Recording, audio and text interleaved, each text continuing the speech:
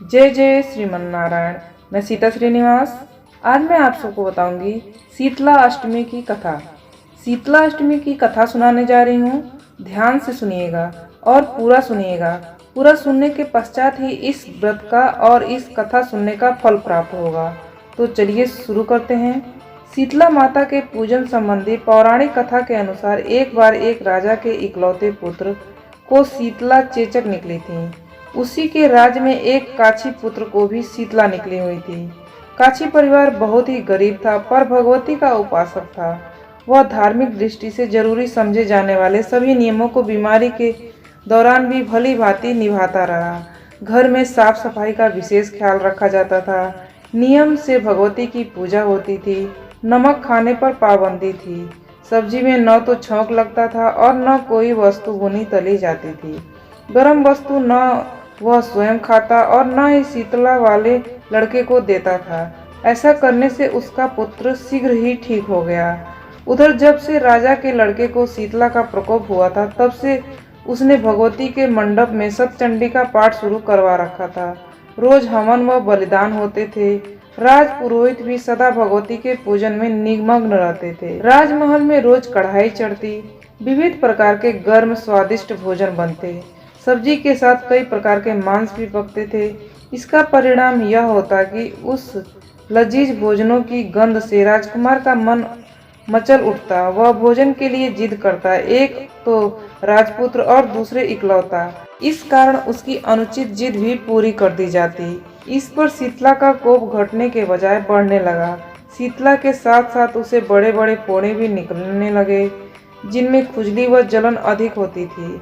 शीतला की शांति के लिए राजा जितने भी उपाय करता, शीतला का प्रकोप उतना ही बढ़ता जाता, क्योंकि अज्ञानतावश राजा के यहाँ सभी कार्य उल्टे हो रहे थे।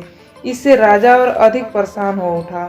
उसकी समझ में नहीं आ रहा था कि इतना सब होने के बाद भी शीतला का प्रकोप शांत क्यों नहीं हो रहा है। एक दिन राजा के गुप्तचरों ने उन्हें बताया कि काछी पुत्र को भी शीतला निकली थी, पर वह बिल्कुल ठीक हो गया।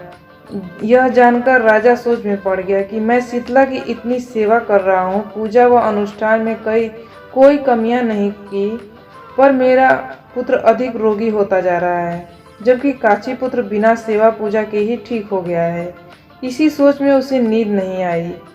श्वेत वस्त्र धारिणी भगवती ने उसे स्वप्न में दर्शन देकर कहा, हे राजन, मैं तुम्हारी सेवा अर्चना से प्रसन्न हूँ, इसलिए आज भी तुम्हारा पुत्र जीवित है। इसके ठीक न होने का कारण यह है कि तुमने शीतला के समय पालन करने वाले योग्य नियमों का उल्लंघन किया। तुम्हें ऐसी हालत में नमक का प्रयोग बंद करना चाहिए। नमक से रोगों के फोड़ों में खुजली होती है। घर की सब्जियों में छौंक नहीं लगाना चाहिए, क्योंकि इसकी गंध से रोगी का मन उन वस्तुओं को खाने के लिए ललचता है। रोगी का किसी के पास आना जाना मना है, क्योंकि यह रोग औरों को भी होने का भय रहता है। अतः इन नियमों का पालन कर तेरा पुत्र अवश्य ही ठीक हो जाएगा। विधि समझाकर देवी अंतर्ध्यान हो गईं। प्रातः से ही राजा ने देवी की आज्ञा अनुसार सभी कार्यों की व्यवस्था कर दी। इससे राजकुमार की सेहत पर अनुकूल प्रभाव पड़ा और वह शीघ्र ही ठीक हो गया।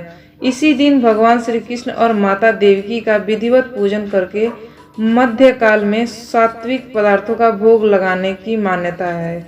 इस तरह पूजन एवं कथा वाचन से पुण्य की प्राप्ति तथा कष्टों का निवारण होता है। अब मैं आपको बताने जा रही हूँ शीतला अष्टमी का व्रत और उसके उपाय। ध्यान से सुनिएगा।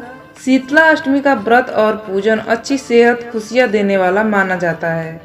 माँ शीतला का पूजन जीवन में सभी तरह के ताप से बचने के लिए सर्वोत्तम उपाय माना जाता है। शीतला सप्तमी तथा अष्टमी व्रत दुर्गंध युक्त फोड़े, नेत्र रोग तथा शीतला जनिक रोगों से मुक्ति के लिए बहुत ही फलदायी होता है। अतः इस दिन माता का शीतल जल से अभिषेक पूजन करने से देवी शीतला प्रसन्न होकर स्वस्थ रहने का वरदान देती हैं। शीतला सप्तमी अष्टमी के दिन माता शीतला को जल अर्पित करके उसकी कुछ बूंदें अपने ऊपर डालना चाहिए। इस उपाय से शरीर की गर्मी दूर होकर माता का आशीर्वाद प्राप्त होता है। माता शीतला को ठंडी चीज़ों का भोग लगाकर प्रसाद ग्रहण करने से जीवन खुशहाल बना रहता है। ये जानकारी आपको कैसी लगी? इस तरह की जानकारियाँ पाने के लिए आप इस चैनल को सब्सक्राइब कर दीजिएगा। आपका दिन शुभ हो, आपका दिन मंगलमय हो, इसी आशा और आशीर्वाद के साथ इस वीडियो को समाप्त करती हूँ। जय जय श्रीमन नारायण।